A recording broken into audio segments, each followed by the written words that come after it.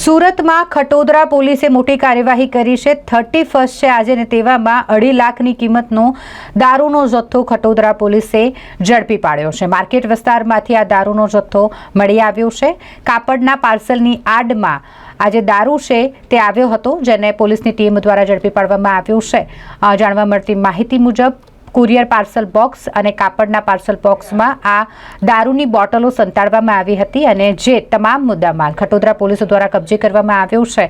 આ પાર્સલ બોક્સમાંથી 1000 કરતાં પણ વધુ દારૂની બોટલો પોલીસને મળી આવી છે। ખટોદરા પોલીસ સ્ટેશનના ડિસ્ટાફને બાતમી મળેલી હતી કે ગઈકાલના રોજ સાંજના ટાઈમે મુંબઈથી પાર્સલમાં કપડાના પાર્સલના કવર હેઠળ વિદેશી દારૂ મુંબઈથી આવી રહ્યો છે। જે બાતમી આધારે ટ્રાન્સપોર્ટના ગોડાઉન પર રેડ કરવામાં આવતા કપડાના કવરિંગ કરેલા કપડાના પાર્સલ છે તેવા પ્રકારના કવરિંગ કરી અને ઇંગ્લિશ દારૂનો 2,52,000નો મુદ્દામાલ ખટોદરા પોલીસ સ્ટેશને સીઝ કર્યો છે અને ત્યાંથી એક આરોપીની ધરપકડ કરવામાં આવી છે।